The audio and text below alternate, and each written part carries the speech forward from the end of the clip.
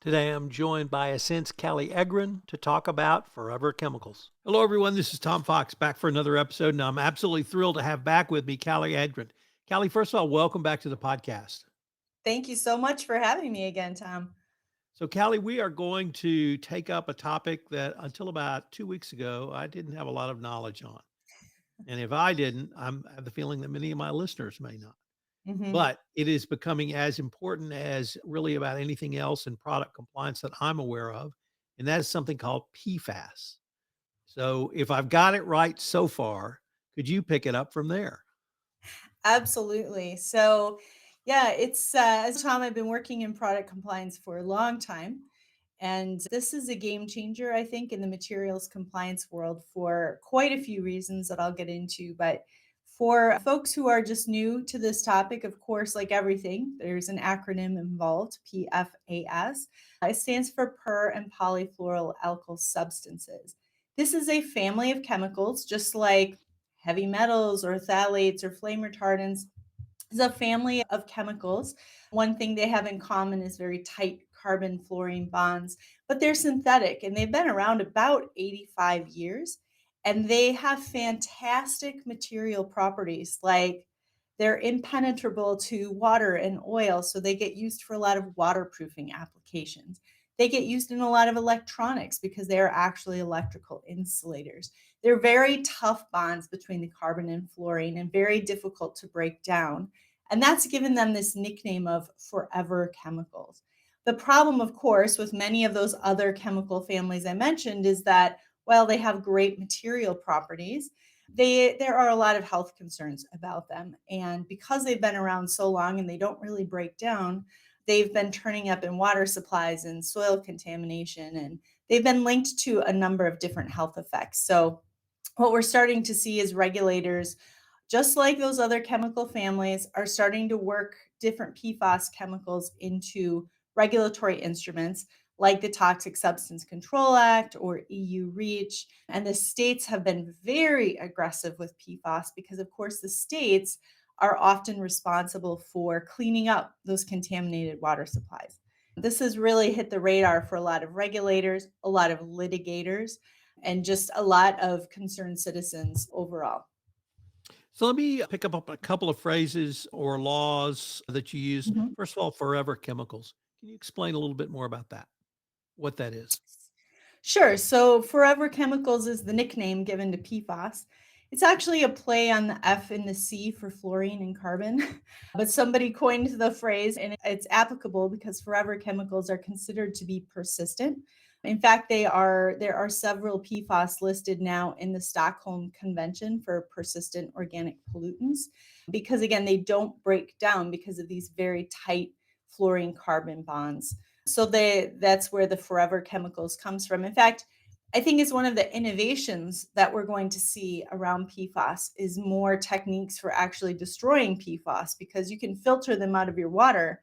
Now you have a contaminated water filter. What do you do with that? Because they can't be destroyed, right? The forever chemicals just means they keep bioaccumulating. They're not breaking down, they're not working their way out of the environment, and they've just been building up for roughly 85 years. And what we see is some of the original manufacturers of these chemicals, like 3M and DuPont, are being heavily targeted now by litigation, especially from states and municipalities who are looking for ways to clean up water from these forever chemicals.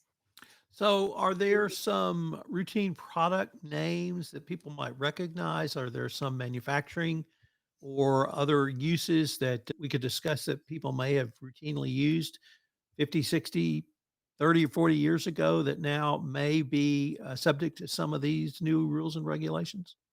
Yeah, even today they're being heavily used. I just look around my room and I see PFAS everywhere, right? Because again, they do have these great material properties.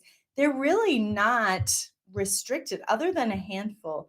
There are tens of thousands of potential PFAS chemicals because they are synthetic and chemists keep making up new ones. There's only a handful of them that are listed under that POPs regulation, for example, right? So it's perfectly legal to continue using them. And because they have worked their way into so many places, a lot of manufacturers don't even realize where they are. I would say one of the most common questions I get is about Teflon, right? So Teflon is a brand name that I'm sure everybody's familiar with. It's probably coating your cooking pans, right? Teflon is a PFAS, right? Anywhere you see nonstick, stain resistant, waterproof, these are all highly targeted applications for PFAS chemicals. Just like asbestos, they have great material properties. They just happen to also be linked to all of these negative health consequences. What is the Toxic Substance Control Act? So the Toxic Substance Control Act, which is often the acronym is often pronounced TSCA, is the premier chemicals management regulation in the United States. It's almost 50 years old, and I would say it is the equivalent of REACH in the European Union chemicals management realm. TSCA has been around for a long time. It's administered by the EPA, and most companies in the US are subject to TSCA regulations. I think for article manufacturers, TSCA for a very long time was really focused on the chemical manufacturers. So, for example, I've worked with article manufacturers my whole career. TSCA was not the first regulation I was concerned about. I was actually more concerned about REACH because it applied quite more extensively to articles. But TSCA was reformed in 2016, the Frank-Lautenberg Act, and TSCA is now starting to impact manufacturers. There's a new requirement that just was published on October 11th under TSCA Section 8A. This was actually dictated by Congress back in 2019. They directed the EPA to basically create an inventory of all of the PFAS use in the United States. And that way, the EPA would have a better idea of which ones to target for research and study and future restriction. And on October 11th was the culmination of this process. And the EPA released this reporting rule, which will heavily impact almost every manufacturer in the United States, either if they're making PFAS chemicals themselves or if they're importing PFAS, even if it's already included in a product. So, a really good example of this is if you're a US manufacturer and you import your wire harness from, say, let's say you have a factory down in Tecate, Mexico, you're importing that wire harness. The wire harness may have some type of Teflon lining as part of the insulation. You are now importing a PFAS into the United States, and you will have to report that to the EPA under this new TSCA rule. And by the way, the reporting volumes have to be by year going back to 2011. So this is a heavy lift for US manufacturers who, again, may not be all that familiar with TSCA unless they're in the chemical industry itself. But this is a new obligation that is required. Callie, in my world of compliance, which I might characterize as anti corruption compliance, there's a Mhm. process, and that process is generally the following: assess your risks, whatever they may be. Based on that risk assessment, put a risk management strategy in place, monitor that strategy, and then improve based upon the information you get from the monitoring. Is that type of general process applicable for PFAS or product compliance? Or would you suggest a different approach for a company who is just starting down this road? I think the PFAS playbook looks a little different than other materials regulations in the past because it's not the regulation itself is not the only driver. In fact, I would say it's not even the primary driver. So I think manufacturers who could have taken a risk based approach, as you suggested, with previous chemical regulations, the problem with the PFAS story is number one, there is a ton of litigation going on around this. And while the litigation heavily targets the actual manufacturers of the PFAS itself and the chemical industry, the litigants are starting to spread towards companies that use the PFAS. And by the way, make no mistake, everybody's using PFAS. There's nothing illegal about using PFAS today. So I think that's a driver that's forcing a lot of companies to say it's not enough to just assess, is the EPA going to come after us? Is the state of Maine going to come after us? That's not really the big issue here. But the biggest issue is that 3M, who is one of the largest manufacturers of PFAS, the originator of PFAS, they are going to not make it anymore as of the end of 2025. This is a huge supply chain disruption. So, sitting back and waiting to see what's going to happen with the regulations, to me, is ignoring the bigger risk for manufacturers, which is your supply chain is going to be impacted. 3M is discontinuing 21,000 products that they make that are heavily used by Teflon tape, command strips that you might hang on your wall, medical tape that they use for wound care. They're not making anything anymore that has PFAS in it after 2025. And I think that's the bigger risk that in your risk assessment world, it has to be factored in. Are you going to have a supply chain disruption that's going to shut down your factory? Tom, I had one customer tell me that they assessed some of the things being discontinued by 3M, and they found a gasket that they use in all their fork trucks in their factories. And they said, we won't be able to maintain our fork trucks anymore. Again, I think manufacturers need to think a little broader for PFAS than maybe they have in the past, because it's about much more than just how will this regulation impact me selling my products. Kelly, how does the supply chain or procurement professional begin to assess those issues from their perspective? Is there a list? Is there a resource? Is there some place they can go to begin to try to determine what's not going to be available and then wed or marry that to perhaps what they're Mhm. currently using?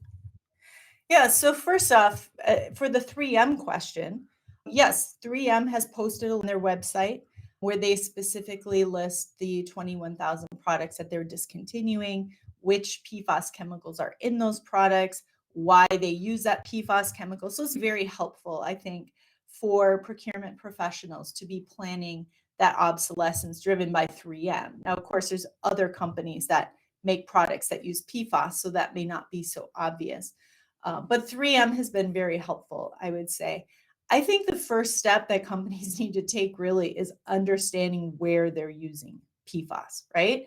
You can't assess your risk or know what your next steps need to be if you don't know where you have the chemicals in the first place. And some of those next steps might include a last time buy, right, of materials. But you don't know that if you don't know which materials have the PFAS chemicals in them. So certainly, like my company is helping our customers do that. We coach engineers to say, here are the common characteristics to look for.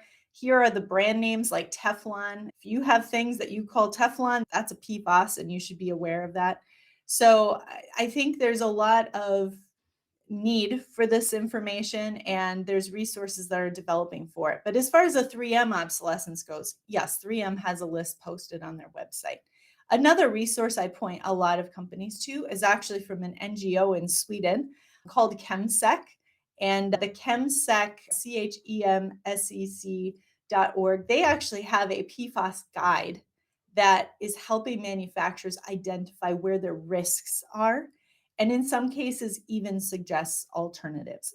I think the ChemSec resources and tools are also quite helpful for companies that are just, like you said, it's a bit overwhelming. Where do we start? And that's another good free resource for companies to use. I must admit, I forgot to ask you what's your current role and who you work for. So you mentioned your employer. Who do you work for and what's your current role? Sure. So I'm the Senior Director of the Regulatory Expert Team at Assent Inc. And Assent is a supply chain software as a service management company. And my team are basically all the regulation experts. So we have to know what the regulations are. We help our customers understand what those regulations are. I've been working in manufacturing for almost 30 years, though, before I came here. So I've had a lot of painful learning opportunities with trying to help my manufacturing employers comply with just these regulations that just continually come, right? Kelly, if a company wanted to not look specifically at products, but try to determine if they were using any PFAS or forever chemicals, how would you suggest they start that process? So the one of the many problems with PFAS is that there's not very many test methodologies available. As I mentioned, there are tens of thousands of different PFAS chemicals. there's only test techniques for about 50 to 60 of those. And often those tests are restricted to things like drinking water. Testing your article like an engine for PFAS is not really possible. So the regulators, including the EPA and the state of Maine, are suggesting that you inquire via your supply chain. So you have to go back to who would have added that PFAS chemical in the first place to understand which PFAS it is and at what concentration, because regulators will require reporting on these volumes as well. So I think that's really the best way to get started is to ask your suppliers, are there PFAS in the materials you sell us? And I wouldn't restrict it just to things that become part of your products, because again, this isn't just a product market access issue. This is also about your operations. So that's how I would get started, is by asking the suppliers who would have added the PFAS in the first place. Kelly, twice you have now mentioned the state of Maine, and other than Yeah. its eccentricity of being the furthest north state of the continental United States, are they ahead of the curve in this area, or do they have other regulations that you and your team have looked to or checked out?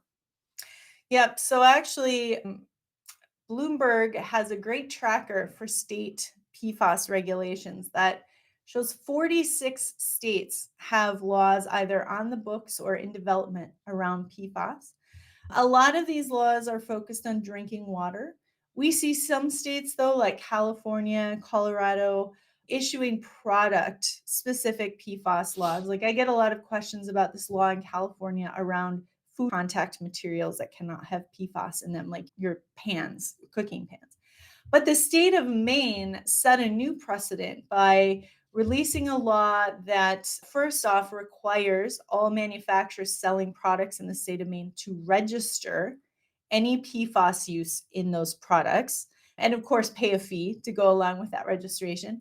And then by the year 2030, they will ban the use of PFAS in all products sold in the state unless the Maine Department of Environmental Protection decides those are essential uses. Now, that was groundbreaking. Last year, or earlier this year, I should say, the state of Minnesota followed suit with the state of Maine, but actually doubled down and made it a little more aggressive. The state of Minnesota has also a reporting rule that goes into effect in 2026. They have a full PFAS ban that goes into effect in 2032. But beginning in 2025, they have a large group of products for which PFAS will already not be allowed. So 2025, you have this group of products, and then in 2032, it'll be all the rest of the products. But this group of products includes things like dental floss and ski wax and some products that you may not even think about having PFAS. As of 2025, it's illegal to sell those products in the state of Minnesota. We see many other states looking to what Maine and Minnesota have done. And I fully expect this next legislative calendar that we will see more states following suit. But Maine was really the first, and a lot of other states are looking to follow what they've done in terms of registering if you're selling products with PFAS and paying a fee, and then an eventual ban on being able to sell those products. Again, there are specific product types that already have a lot of restrictions across the states.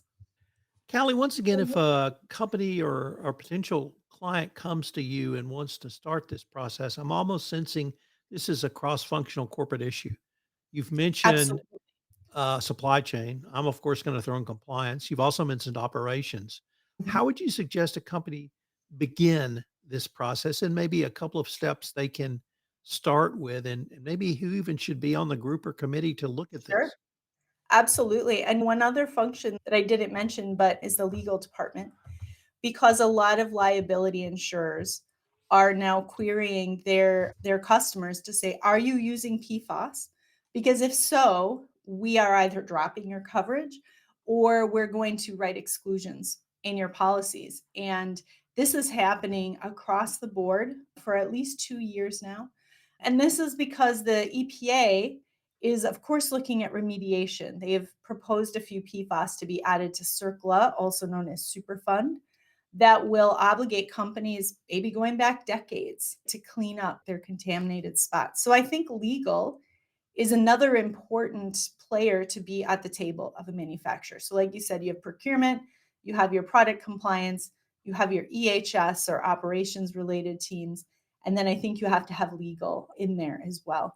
And you probably have to have engineering because at some point you're going to have to redesign your products to eliminate the PFAS once you find where the PFAS are.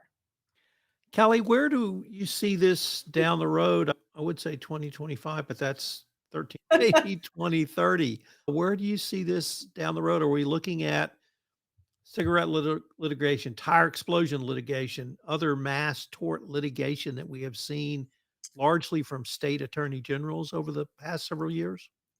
It's fascinating. I don't think you're going to have to wait till 2030. Earlier this summer, settled a lawsuit with some states for 10.3 billion with a B dollars, just tied to firefighting foam that's contaminated groundwater. The lawsuits for PFAS will come faster and higher. The M in millions is no longer going to be a factor in these settlements. We've moved on to B for billions. Just yesterday, I read my first article that used a T for trillions. Some companies have already declared bankruptcy, like Kitty Wall, who makes fire extinguishers. They have declared bankruptcy because of PFAS lawsuits. So I think that 2030 is very far away, and it's definitely going to happen long before that. It's happening already. Entire countries like the Netherlands and Belgium are suing the chemical manufacturers who make PFAS. So again, that's where I'm saying this story is different than any other chemical of concern that I've dealt with in product compliance, partly because of the litigation aspects and who's going to clean up these forever chemicals. Everybody, of course, is looking for the money to do that. So I think we're going from billions, maybe even to trillions pretty soon, Tom.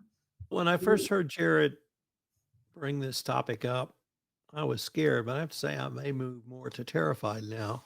And I'm going to ask if I might be able to come back and continue this conversation with you down the road because I think it's something we're going to want to continue to revisit.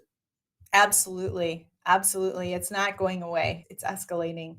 And again, my plea is just for manufacturers looking at where they even have them so that they can address the risk, to your point, from all of these different forces, right? The lawsuits, the insurers, the customers who don't want your products anymore if they have PFAS.